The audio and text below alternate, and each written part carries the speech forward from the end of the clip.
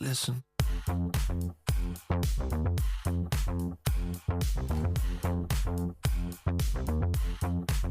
we're riding high, wild and free, dancing in the shadows, you and me. Feel the heat rise like a fever pitch. One of these days I'll flick the switch.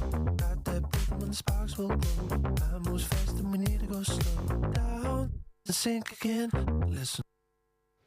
Bonjour à toutes, bonjour à tous. Alors je ne peux pas m'empêcher de faire un petit jeu de mots d'initié en remerciant à nouveau Anne-Marie Jean pour cet interlude, puisque, bon déjà il y a Jean-André Lasserre pas loin, et ensuite on va à nouveau parler de logistique urbaine, et pour cela je suis avec Joy Pasquet, coprésidente de la commission logistique urbaine de l'Union TLF, Tristan Bourvon,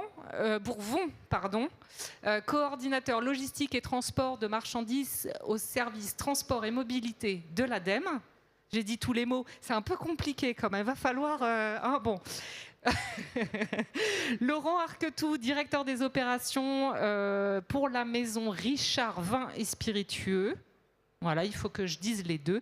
Lionel Rouillon, directeur du développement de VNF, autrement dit Voies navigables de France. Donc merci à tous les quatre déjà. Le thème de la logistique urbaine, comme on a pu le comprendre cet après-midi, est de plus en plus évoqué dans l'espace public.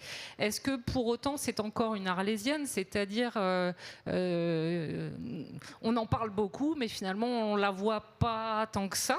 Joy ? Alors, bonjour à toutes et à tous, et merci pour cette question. Je pense que ça a été mentionné sur la table ronde juste avant.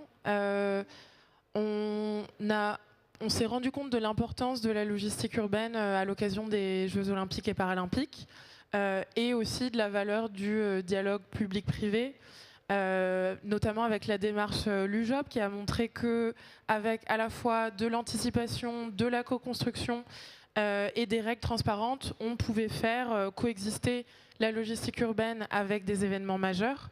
Et c'est exactement pour cette raison-là que l'Union TLF a sorti son livre blanc l'automne dernier, qui reprend un certain nombre de thématiques qui ont été évoquées par Anne-Marie Jean et qui sont repris dans le rapport sur la logistique urbaine durable qui est sorti plus récemment, et qui rappelle vraiment que la logistique urbaine, ça touche à la politique, ça touche à l'organisation de la ville, et ça touche aussi aux questions d'aménagement du territoire.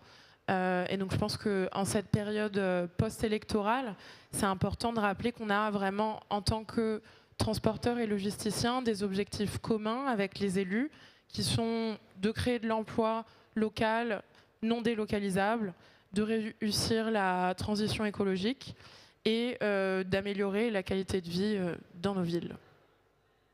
Tristan Bourvon, est-ce que c'est une arlésienne, alors, cette logistique urbaine ?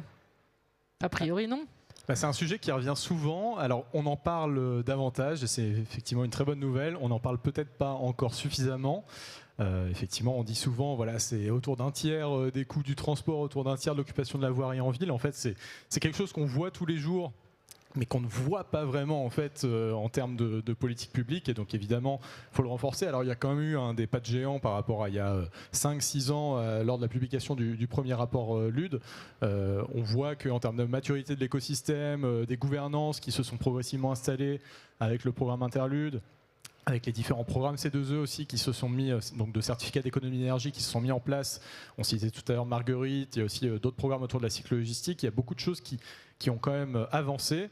Mais maintenant, aujourd'hui, la question, c'est plutôt comment est-ce qu'on transforme l'essai en termes de massification des actions, comment est-ce qu'on a vraiment des politiques publiques qui sont construites, publiques-privées, qui se déploient localement sur cette logistique urbaine, sur la base des gouvernances qui ont été construites. D'accord, donc ce ne sont pas seulement des déclarations d'intention, il y a des éléments de plus en plus concrets qui se mettent en place. Oui, et je pense que Anne-Marie Jean le détaille très bien. Avec les 5 axes, on voit qu'on rentre vraiment dans le concret. On voit qu'on est sur un rapport qui est plus d'un certain pragmatisme presque, des recommandations court-moyen terme, parce que voilà, on voit qu'il faut vraiment là avancer, mettre la prochaine brique et vraiment déclencher, plus que de la construction macroscopique qui finalement commence à se faire. Maintenant, ensuite, la piste, voilà, elle l'a très bien dit, mais il y en a beaucoup, notamment auprès des élus, mais on en parlera juste après. Lionel Rouillon, Je vous interromps dans votre prise de notes. Par rapport à VNF, la logistique urbaine, comment ça se passe? Alors, la logistique urbaine, pour nous, c'est un marché qui divise en deux. Vous avez des grandes boîtes qui ont suffisamment de volume pour pouvoir faire directement de la logistique urbaine directement en cœur de ville. Bon, par définition, ça concerne des grandes boîtes avec des gros volumes, donc des grosses villes. Donc on parle fluvial, hein, on est d'accord. Exactement, voilà. On parle fluvial. Pardon. Voie navigable de France. Mais aussi, vous avez la possibilité de mutualiser des flux. C'est une manière un peu plus compliquée de le faire, qui demande un certain savoir-faire, qui demande beaucoup d'attention à la manière dont est organisée la chaîne logistique, mais qui commence à fonctionner. Quand je dis commence à fonctionner, on a eu un premier test qui a été fait à Strasbourg, qui fonctionne. On en a un deuxième qui est en cours, qui est à Lyon, qui fonctionne. On a fait plus que des essais, on a fait des réussites pendant les JO, mais à Paris. On a aujourd'hui des chantiers en cours avec des tests sur Toulouse, sur des marques d'intention, plus que des marques d'intention d'ailleurs, parce qu'on a déjà commencé à étudier les endroits où on pouvait débarquer, les endroits où on pouvait prendre, l'endroit où on pouvait mettre les entrepôts, etc. Et toute l'équation économique qui va derrière sur Reims, sur Nantes, sur Rouen, sur Metz. Donc vous voyez qu'on a laissé tomber parce que ça ne se prête pas à cette chose-là, parce qu'il y a un entrepôt à moins d'1,5 km du centre-ville sur l'île, mais on avait aussi étudié sur l'île. Donc on commence à étudier comme ça, de manière pas exhaustive, mais un peu systématique quand même, l'ensemble des villes secondaires qui s'y prêtent, après en parler. Donc vous voyez, c'est pas du tout une arlésienne, c'est des projets très concrets qui sont en train d'émerger. Maintenant, il y a un certain nombre de conditions pour que ça puisse émerger, et puis quelques coups de pouce, Anne-Marie en parlait tout à l'heure, pour que ça puisse émerger vite. En tout cas, dans ce que vous dites, apparemment, c'est que ça concerne tout type d'entreprise. On pourrait penser que c'était certains secteurs d'activité et certaines tailles d'entreprise pendant un temps. Là, je parle du fluvial, hein, toujours. Aujourd'hui, ça se diversifie un peu plus, et en tout cas, les projets sont étudiés dans d'autres villes que celles traditionnellement. Oui, alors vous avez de la logistique urbaine, j'allais dire traditionnelle, c'est peut-être pas le terme, mais pour tout ce qui est approvisionnement des chantiers, par exemple, bon, vous voyez bien qu'il y a des volumes importants. Quand vous parlez du CHU de Nantes, on voit tout de suite les volumes que ça a apporté, qu'il y a une logistique urbaine pour faire en sorte que les matériaux de construction soient apportés, soit que les déchets repartent, etc. Bon, tout ça, on comprend très bien. Sur une métropole comme Paris, pareil, pour les chantiers, soit de travaux publics, soit les chantiers d'aménagement ou autres, ça se comprend très très bien. L'autre segment où on mutualise des flux, en fait, c'est le logisticien qui mutualise les flux, qui paletise et qui utilise ces barges pour pouvoir les amener cœur de ville. Quand vous faites ça, l'intérêt, il est un peu différent. C'est pas je fais des énormes volumes, c'est au contraire, j'ai des allers-retours assez rapides, et donc je peux servir dans la journée parce que je ne suis pas soumis aux restrictions qui vont bien sur le fait de ne pas rentrer dans la ville après 10 heures du matin, par exemple, pour pouvoir livrer en camion ou des choses comme ça. Donc je peux faire la rotation 2-3 rotations dans la journée, et quand je peux faire ça, bah pour les commerçants de centre-ville qui sont livrés et qui ont de la reverse logistique, je livre, je prends la palette des vides et puis je repars. Pour les commerçants de centre-ville, ça devient intéressant, très intéressant même, parce que bah, tout simplement, j'ai besoin de moins de stock, donc j'ai plus de surface de vente, donc j'ai plus de chiffre d'affaires, et je peux absorber un léger surcoût, le cas échéant, parce que la surface de vente que j'ai en plus, ou la baisse de loyer, parce que j'ai besoin de moins de surface en stock, bah, me compense largement les choses. En plus, j'ai la reverse logistique qui va bien, ça m'évite de me prendre des prunes à chaque fois. Donc, c'est aussi intéressant. Et le dernier élément, c'est que comme je peux être livré le long de la journée, tout au long de la journée, je n'ai pas besoin de concentrer mes équipes le matin pour pouvoir intégrer la livraison. Et je ne les renvoie pas au bout d'une heure. Donc, de toute manière, je les paye un minimum une demi-journée, c'est de la masse salariale brûlée pour rien.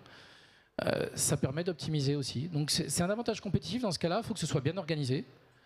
Il y a des conditions, très clairement, par exemple, le point de livraison, vous faites un rond de 2 km autour. Il faut que le cyclo-vélo, si vous le faites comme ça, ou si vous le faites d'ailleurs avec une petite camionnette, mais puisse faire les allers-retours en 10 minutes. Et donc à ce moment-là, le temps d'intégrer dans la réserve, j'ai fait ma reverse logistique, je suis revenu, j'ai repris notre palette, je suis retourné. Donc il y a des conditions pour que ça fonctionne, mais on voit que ça fonctionne déjà dans plusieurs villes de France. Laurent Arquetou, donc ce que je disais, hein, vous êtes directeur des opérations de Maison Richard, grossiste en vin et spiritueux. Alors vous allez nous parler un petit peu de votre entreprise et de votre quotidien logistique. Mais petite précision, vous n'êtes basé que sur l'Île-de-France, qui est quand même un beau terrain de jeu pour la logistique urbaine. Et la consommation de vin et de boissons aussi, c'est pas mal. Notre entreprise existe depuis 135 ans et en fait quand on voit les nouvelles clés de logistique urbaine, on a commencé à livrer avec des chevaux, les foudres de 220 litres et depuis 130 ans, c'est toutes ces évolutions et on voit qu'on a des phases d'évolution importantes. On est grossiste, j'interviens aussi au titre de la Confédération des grossistes de France. Donc cette particularité, c'est qu'on assure notre propre logistique avec des camions qui nous appartiennent, des chauffeurs qui nous appartiennent, même si avant tout on est négociant en vin, on a du chai de vin, des lignes de conditionnement, mais on assure toute cette chaîne. Et donc cette mutualisation commence par, chez nous, comment faire venir des 3500 références de boissons de 400 fournisseurs en Île-de-France, puis après, parce que nous allons tous consommer, en terrasse, au bar, toujours des produits différents, toujours des produits nouveaux. Donc mutualiser le référencement, le sourcing pour après finalement avoir des camions les plus remplis possibles quand ils viennent livrer. Parce que ça, petite précision sur la tendance marché sur les vins et spiritueux, il y a de plus en plus de références, mais en volume, il y en a de moins en moins, c'est ça ? Oui, on est tous plus exigeants sur ce que l'on consomme. En restauration, les prix ont tendance à augmenter. Et donc, les arbitrages des consommateurs en café, hôtel, restaurant commencent par le vin. Donc, voilà, ça se bagarre un peu plus. Il y a à l'inverse des choses plus intéressantes sur des boissons sans alcool, des spiritueux sans alcool dans la mixologie. Et donc, par contre, ça veut dire, pour faire des cocktails toujours différents des uns des autres, on va avoir 5, 6, 10 produits qu'il faut livrer à la bouteille. Des caves de moins en moins grandes, de plus en plus de terrasses, donc une variation de consommation très forte. J'espère qu'au printemps, vous allez tous aller en bar, en terrasse pour consommer et livrer. Mais cette logique de grossiste, faire livrer des palettes complètes, les trains c'est terminé, mais en tout cas au moins des semi-remorques en ferroutage, puis les stocker et les préparer au carton, voire à la bouteille, pour les livrer dans ces lieux de vente. Donc aujourd'hui, combien de poids lourds, enfin combien de chauffeurs, combien de poids lourds ? Nous sommes un peu moins de 250 personnes, dont 60 chauffeurs-livreurs, et la très grande majorité en poids lourds sur des moyens porteurs 12 tonnes. On a amorcé il y a quelques années une transition de parc. On est à peu près aujourd'hui à la moitié de nos poids lourds en hors diesel, majoritairement en baissant dans une logique de transition. C'était le plus facile pour commencer. Et honnêtement, en 12 tonnes ou 12-16 tonnes, il n'y avait pas grand-chose en offre mûre il y a quelques années. Ça fait 3 ans qu'on a à la route 2 16 tonnes électriques. Les chauffeurs ne veulent pas revenir en arrière. Voilà. Ils sont très contents, moins de bruit, plus facile en conduite. On avait prévu d'investir massivement sur de l'électrique. Et en fait, on a mis en stand-by pendant 3 ans parce que en fait, cette première génération, coffre à batterie un peu encombrant, un peu trop bas, qui dépassait du camion, amenait en fait à des risques d'immobilisation.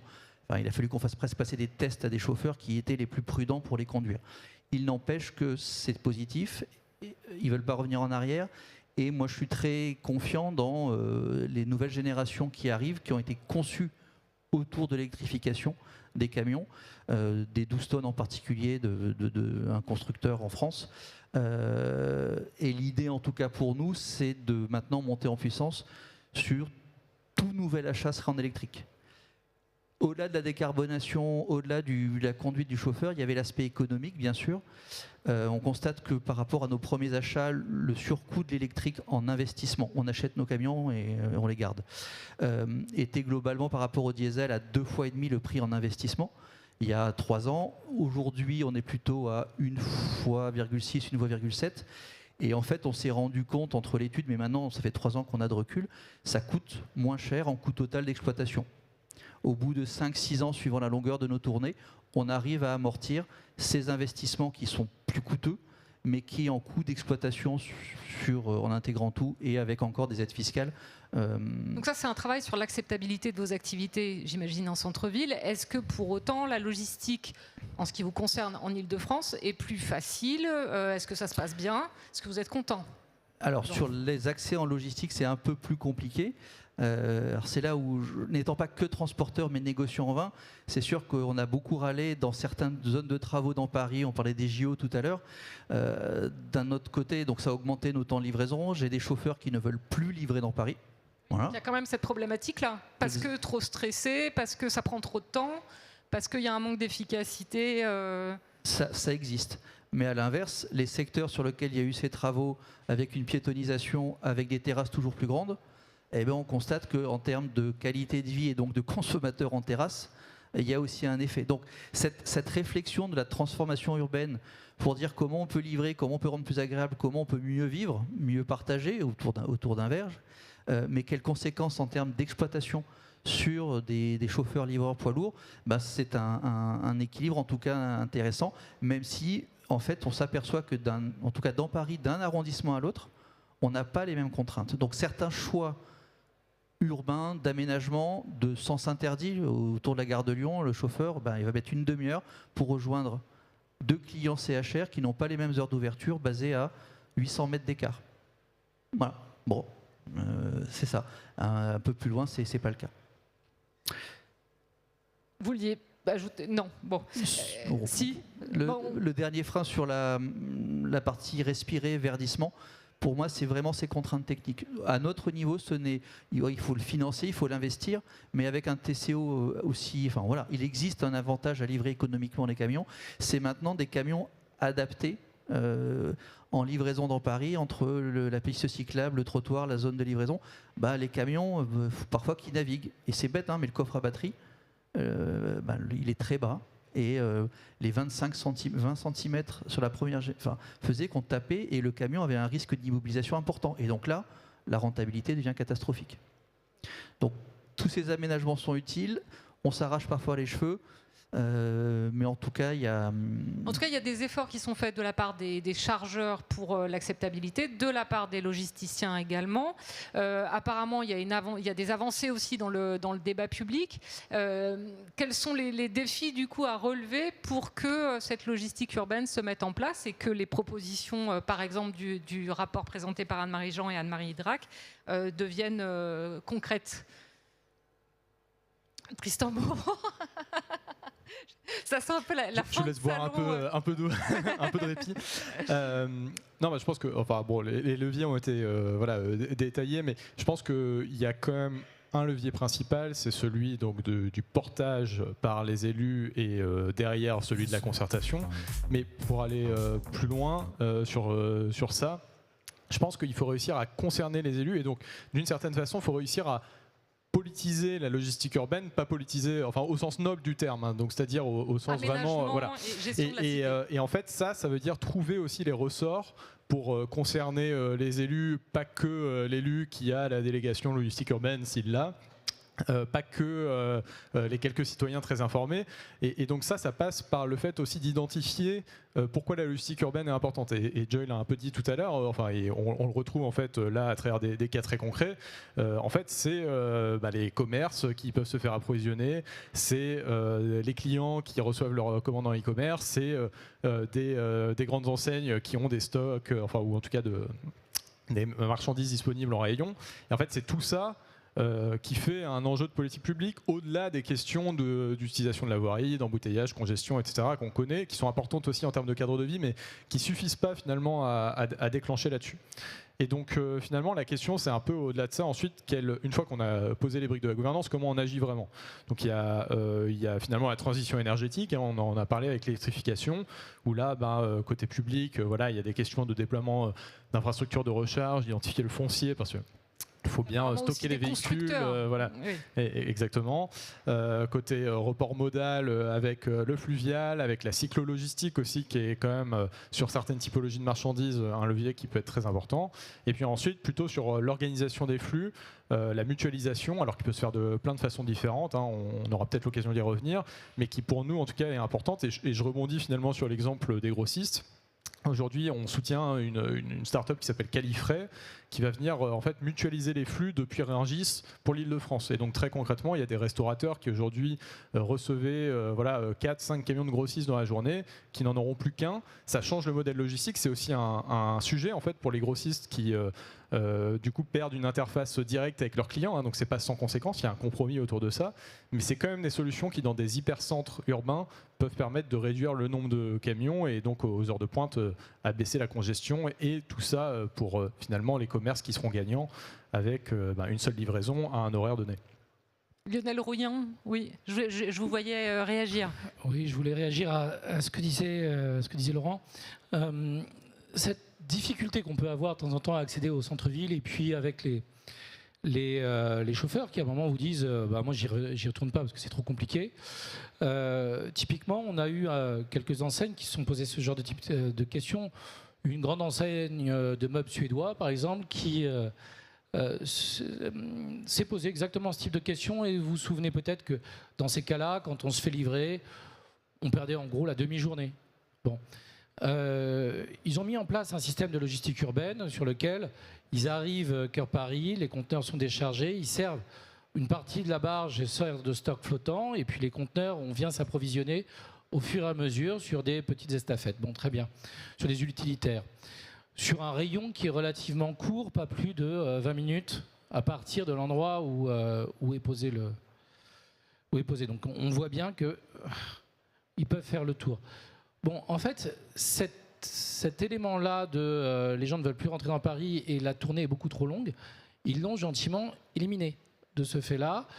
Et au passage, ça s'est traduit par un service client bien meilleur, puisque plutôt que de vous dire je passe de 8h à 13h et puis bien malin qui vous bloquez votre demi-journée, maintenant on est sur des spots de 1h30 à 2h. Donc ce qui devient quand même beaucoup plus jouable pour nous consommateurs également.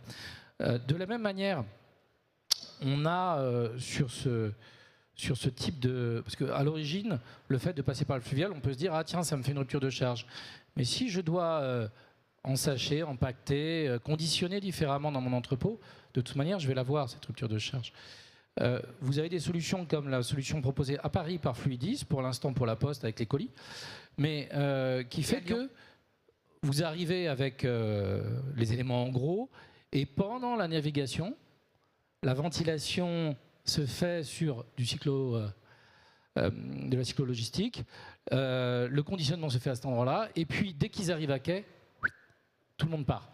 Donc c'est un temps gagné également et vous n'êtes pas soumis à des horaires. Donc vous pouvez livrer à n'importe quel moment de la journée. Alors comme ça a l'air magique, mais il faut quand même des infrastructures autour. Enfin, la logistique fluviale, ça ne suffit pas d'avoir un fleuve et un bateau. Il faut de la place à quai. Et il faut ensuite prévoir le multimodal, c'est-à-dire qu'on n'est pas que sur du fluvial. Le fluvial a été quelque chose d'envisagé justement pour Maison Richard ? Où on l'a testé avec mes confrères aussi des cafés Richard pendant les JO, mais quand on a des produits pondéreux, bière, vin et autres, il faut quand même un poids lourd à la sortie de la barge pour aller livrer dans Paris. Et quand une des clés de garder, on parlait de foncier tout à l'heure, notre entrepôt est à Gennevilliers d'ailleurs, juste à côté du port, donc on est à 8 km du centre de Paris. Donc ce serait pertinent. Oui, mais l'équilibre entre je fais quoi de mes 60 chauffeurs ? J'ai parfois, 5 ou 6 chauffeurs poids lourds dans un arrondissement, donc la mutualisation elle est déjà forte pour dire je pars de la barge pour aller livrer ces arrondissements. Donc pour moi, sur du cyclo avec de la préparation, je comprends le point, mais nous, on a regardé, on a testé, on a préféré dire on mise sur l'électrification, sur les optimisations de tournée, parce qu'on est pondéreux et qu'on est proche de notre centre de consommation et de livraison. Et donc on n'est pas allé sur le fluvial. On essaie plutôt de regarder ces solutions avec le ferroutage sur nos approvisionnements des domaines viticoles, des grands bassins viticoles français sur la vallée du Rhône, par exemple, ou le Point. Donc le ferroviaire est plutôt l'alternative à la route. Pour l'approvisionnement. La livraison finale, alors, dans le cas des grossistes en boissons, je ne veux pas généraliser, mais en tout cas, on a préféré miser sur optimiser nos camions, les électrifier et mutualiser en amont avec des fournisseurs. Contre-argument rapide, et puis après je demande à... Et dans le cas, ça peut se comprendre, parce que Gennevilliers, compte tenu de la boucle de la Seine, c'est 2 heures pour arriver cœur Paris. Donc, sur le fluvial, je veux dire. Donc là, ça peut parfaitement se comprendre. Cela dit, l'argument pondéreux moins, centre Strasbourg, la maison Camertsel, qui est une institution à Strasbourg, 4 tonnes de bière à chaque fois, cyclotourisme, on est à 5 minutes pas cyclotourisme, cyclo-logistique. En vélo On est à 5 minutes à partir du point de livraison. Et à ce moment-là, la reverse logistique marche parfaitement. Mais il faut regarder les choses à chaque fois très pragmatiquement, ville par ville. Comme je le disais, Gennevilliers, c'est pas la même chose que si j'ai cas d'entreprise par cas d'entreprise. Joy, est-ce qu'il y a d'autres défis à relever ? Oui, alors, pour ceux qui ne l'auraient pas déjà reçu ou consulté, je vous invite à vous rendre sur le stand de l'Union TLF, qui, je crois, est à l'emplacement K105, où vous pourrez avoir votre copie du guide qui reprend à la fois les enjeux et les défis auxquels font face les transporteurs et les logisticiens en matière de logistique urbaine, et 10 propositions qui sont aussi résumées sur un feuillet. Ces 10 propositions, elles s'articulent autour de 3 axes. Le premier, c'est celui de la logistique comme enjeu de développement économique local.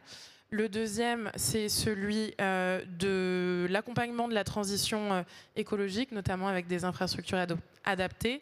Et le dernier, c'est celui de l'harmonisation des règles entre communes d'un même bassin de vie. Et donc, à l'origine, je voulais m'attarder sur 2 enjeux en particulier. Le premier, je vais passer rapidement parce qu'il a déjà été mentionné, notamment par Anne-Marie Jean, c'est celui vraiment du foncier. Qui est vraiment la clé, surtout dans le contexte actuel avec le zéro artificialisation nette. Mais je tiens à le rappeler, la logistique, ça crée de l'emploi local qui est non délocalisable. Donc c'est vraiment quelque chose à garder en tête. Et ensuite, ce foncier peut vraiment sous-tendre une optimisation, une transition écologique. Ça peut être le cas dès qu'on doit passer, vous le mentionniez tout à l'heure, si on veut passer au fluvial, on a quand même besoin d'espace en amont et en aval. Si on veut passer à la cyclo-logistique, on a aussi besoin d'espace. Et le deuxième enjeu qui est vraiment capital pour nous, c'est aussi celui de l'harmonisation de ces réglementations locales, parce que ça a été mentionné aussi dans d'autres tables rondes. Quand on pense à toutes les réglementations de circulation et de stationnement auxquelles doivent se conformer les transporteurs au quotidien, que ce soit des horaires de livraison qui vont varier d'une commune à l'autre, des limites de tonnage qui vont aussi être non harmonisées. Des aires de livraison pensées ou non pensées. Je me permets d'insister sur les aires de livraison. Oui. Donc toute cette multiplicité et ce manque de visibilité, c'est vraiment un challenge au quotidien. Parfois, ces règles, elles sont changées de manière non concertée. Même post-JO, ça continue d'être le cas, donc c'est regrettable. Et vraiment, cette hétérogénéité et cette instabilité réglementaire, ça crée à la fois des ruptures de charge, donc des augmentations des coûts pour les transporteurs. Ça peut aussi générer des kilomètres inutiles si on doit repasser par la même commune parce qu'on n'avait pas le droit de livrer pendant le créneau qui aurait été optimal. Et à la fin, ce sont des ressources en moins pour financer la transition écologique. Donc vraiment, ce qui est essentiel, c'est de garder cette bonne habitude qu'on avait prise en 2024 du dialogue public-privé et de la concertation vraiment en amont pour pouvoir organiser et accueillir la logistique au mieux dans les territoires. Donc là, quelque part, vous parlez des freins à l'optimisation des entreprises. Est-ce que des entreprises de logistique, est-ce qu'une logistique optimisée permet nécessairement une ville qui respire mieux, moins polluée, plus apaisée? C'est un nouveau terme. Alors, c'est déjà dans l'intérêt des acteurs économiques d'optimiser. Et cette optimisation qu'ils opèrent, ça amène à la fois des bénéfices économiques pour eux, des bénéfices environnementaux pour les territoires. Là où les pouvoirs publics peuvent avoir une valeur ajoutée, c'est vraiment en jouant un rôle de facilitateurs.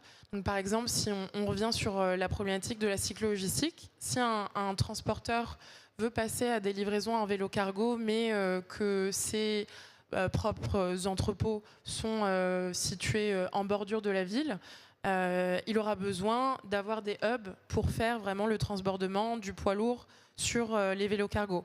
Et parfois, ce transporteur va réussir à trouver un hub par lui-même, parfois il n'y arrivera pas. Et donc là, la collectivité peut soit faire de la mise en relation entre ce transporteur qui est vraiment désireux de faire cette transition-là et des détenteurs de foncier sous-utilisés, ou mettre elle-même à disposition du foncier public ou parapublic qui est sous-utilisé. Ça peut être des parkings, ça peut être des dépôts de bus, ça peut être plein de choses. Et vraiment, ça va permettre d'aller plus loin dans l'optimisation que les acteurs économiques auraient fait par eux-mêmes. D'accord. En même temps, est-ce qu'on en vient à la cyclo-logistique si on veut optimiser sa logistique en tant qu'entreprise Dans certains territoires, oui, si c'est pertinent, s'il y a les bonnes infrastructures et le bon niveau de densité. Ce côté facilitateur. Tristan Bourvon, vous confirmez ?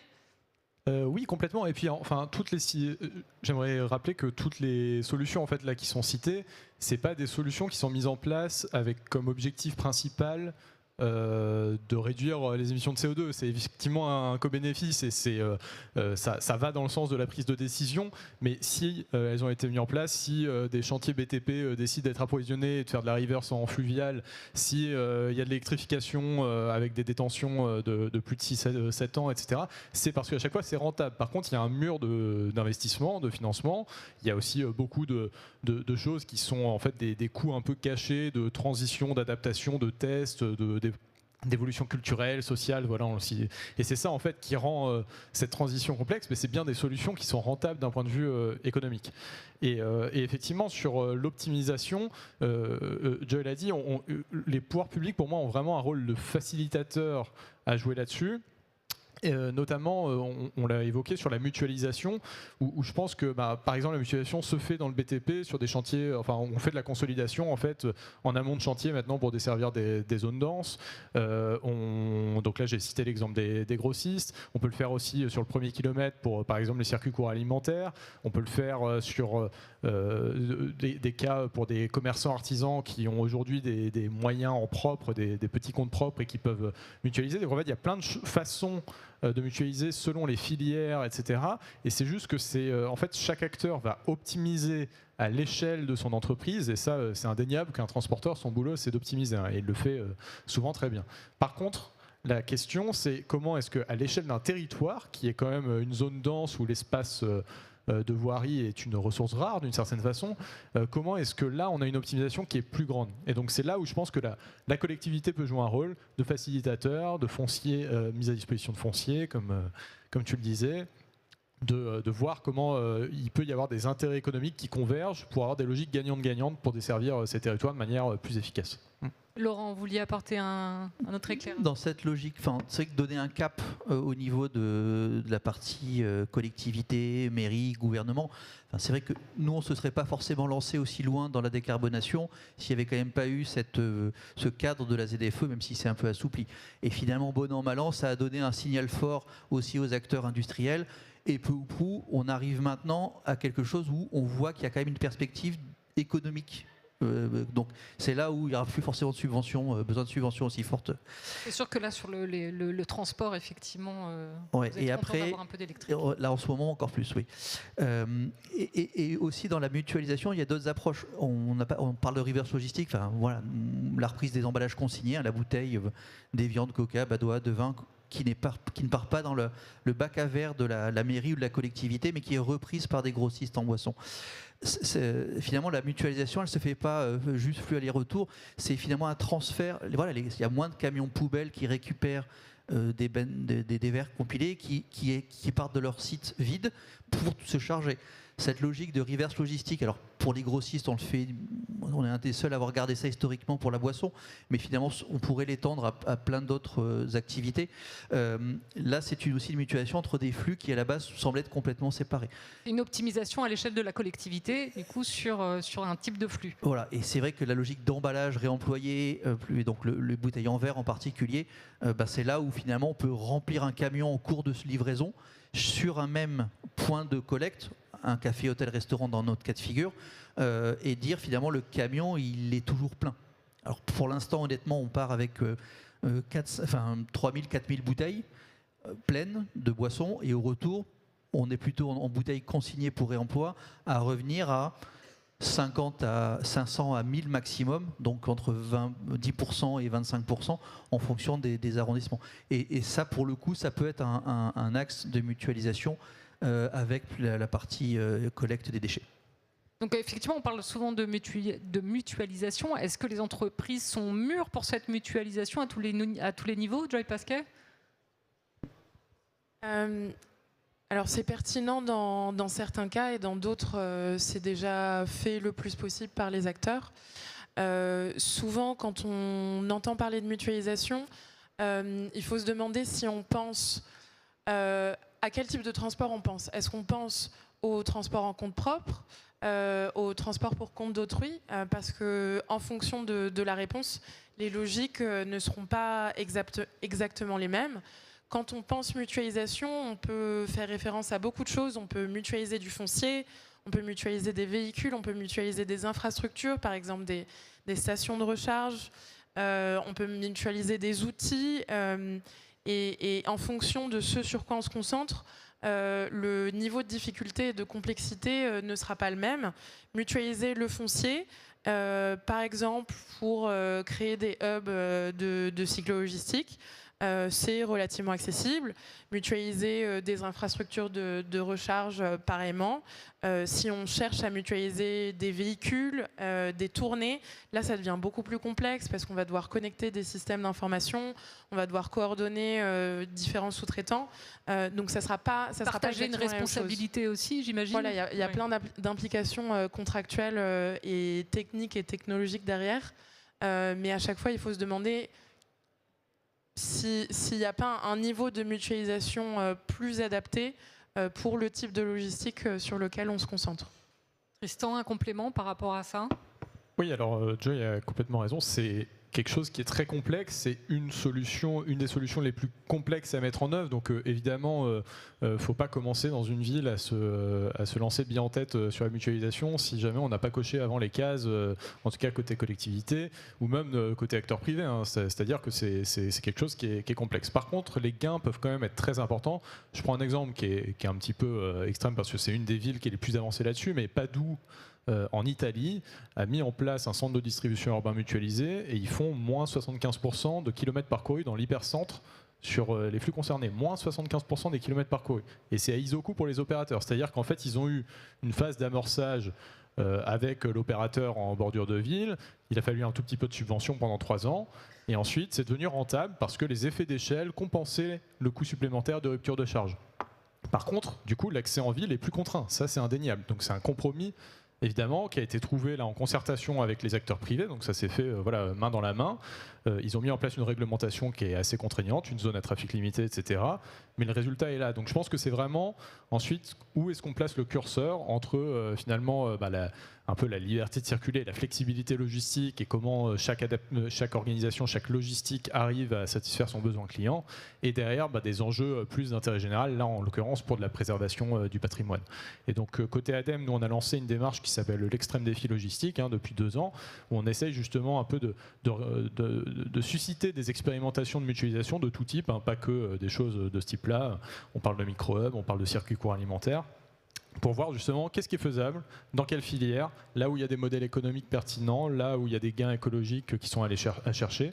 Et donc, voilà, on a des initiatives qui remontent un peu dans chaque territoire. Là, on a une quinzaine de... Avec des pilotes sur les projets ou c'est uniquement théorique? Ah non. Donc là, on avait une première phase qui était un peu plus théorique que l'année dernière sur une phase qu'on appelait l'idéation, vraiment pour concevoir les solutions. Mais là, dès cette année, on va avoir des expérimentations qui vont se lancer. Et il y en a qui sont prêts à appuyer sur le bouton s'ils ne l'ont pas déjà fait. Donc oui, dans plusieurs territoires. C'est ça, d'époque? Des démonstrateurs qui permettent de justement un peu avoir des données, parce qu'on ne veut pas non plus, à l'inverse, dire c'est la solution magique, déployons ça à grande échelle sans avoir les clés fines de compréhension de quand et où c'est pertinent. Mais je reprends l'exemple de Califray, eux ils le font aujourd'hui de manière massifiée à Rungis, ça fonctionne, les grossistes paient moins cher, ça émet moins, tout le monde est content. Il nous reste 5 grosses minutes, donc je me tourne vers la salle avant de poser ma dernière question, pour que vous ayez la priorité. Vous n'êtes pas inspiré. Très bien. Et ben moi j'ai une dernière question. Quid de la responsabilité du consommateur? Parce qu'effectivement là il y a les chargeurs, il y a les élus, il y a les transporteurs, il y a les logisticiens. Et le consommateur dans tout ça, comment on fait pour que ça fonctionne?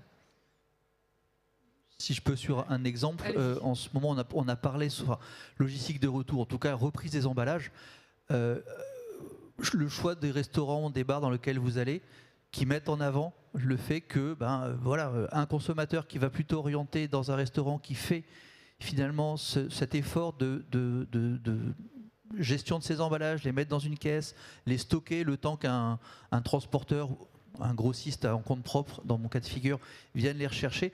Finalement, là, on commence à rentrer aussi dans de la logistique urbaine optimisée avec un seul arrêt camion, une livraison, une reprise. Et là, si le consommateur, un grand nom du soft drink plutôt US, a changé ses gammes de produits récemment sur du consigné, est-ce que c'est vers celui-là qu'on prend ou non, à l'inverse, on prend un jus français, Mia, qui va un peu plus loin. Donc ce choix du consommateur qui va influencer pour du B2B le lieu de livraison et en amont, le lieu de consommation, pardon, et en amont, donc la chaîne logistique qui va le livrer, s'il ne va pas sur le consigné, s'il ne choisit pas des produits réemployés, on aura beau essayer de dire c'est une clé d'optimisation, de mutualisation, on va rester sous perfusion, alors pas de l'ADEME, mais des éco-organismes pendant très très longtemps avant que ça aille. On a la même chose, ça s'éloigne de la logistique, mais sur la partie environnementale, des vins bio, des spiritueux sans alcool, la mixologie, enfin tous ces produits qui finalement peuvent aussi répondre. On s'éloigne de la logistique, mais ces choix de consommateurs, donc je vais rester sur mon exemple de l'emballage réemployé, enfin consigné pour réemploi, va derrière alimenter et orienter certains choix de supply chain. Une consommation responsable qui a une influence jusque sur la logistique. Tristan, est-ce qu'il y a des améliorations à apporter sur cette responsabilité consommateur et comment on peut faire à chaque niveau ? Oui, peut-être là pour prendre le complément, vu que là on a parlé plutôt des clients pro, moi sur les clients particuliers, donc en fait finalement pas mal le e-commerce. C'est vrai qu'aujourd'hui il y a des villes qui peuvent avoir l'impression que en fait il y a un dialogue entre le client final et la plateforme de e-commerce et qu'elles ne savent pas trop comment appréhender les choses, et aussi beaucoup de clients qui sont un peu démunis face à ça. Donc je pense qu'il y a plusieurs briques. La première, c'est d'avoir une information du client final sur en fait l'impact de chaque option de livraison. Donc pour qu'ils puissent faire un choix éclairé. Et ça, il y a une norme expérimentale qui est en cours de développement avec notamment le groupe La Poste et l'AFNOR pour justement essayer de cadrer un peu comment on peut communiquer cette information pour que le choix puisse choisir. Ensuite, il faut qu'il ait le choix aussi d'une offre de livraison verte, parce que c'est pas tout le temps proposé. Donc avoir une alternative qui soit soit en cycle logistique, soit qui ait des conditions de massification ou autres qui permettent d'être sûr avec le complément de l'information que ça va moins émettre.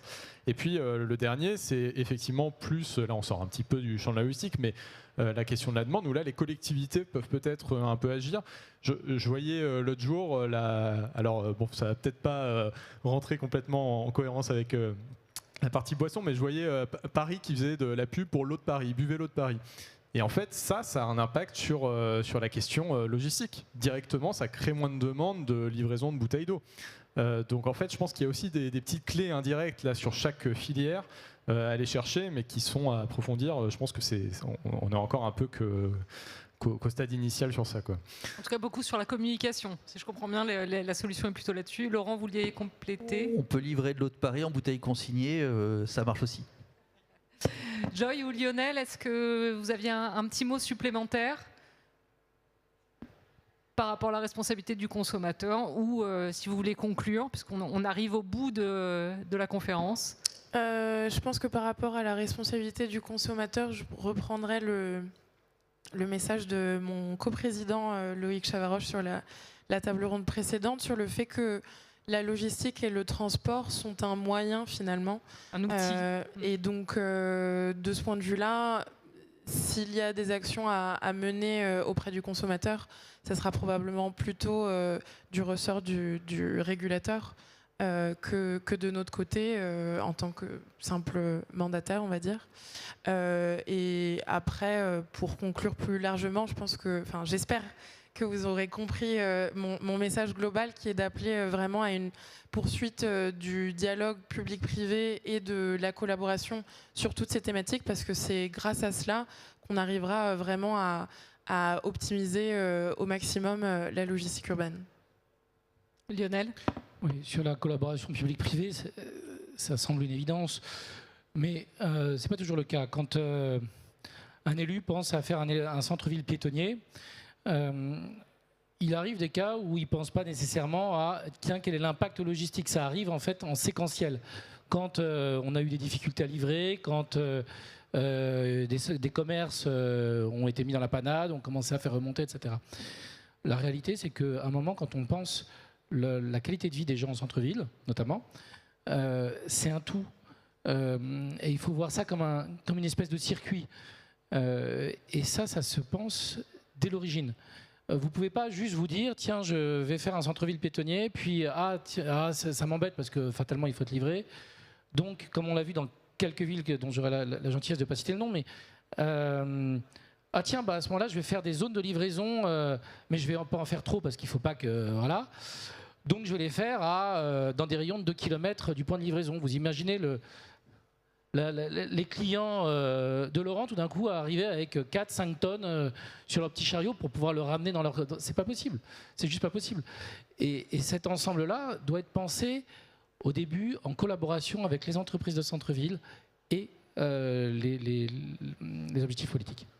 Et ce sera les mots de la fin, parce que sinon on va être coupé. On a dépassé de 10 secondes, donc je vous remercie beaucoup à tous les 4. Et puis si vous voulez poursuivre les conversations, on est sur le salon. Listen.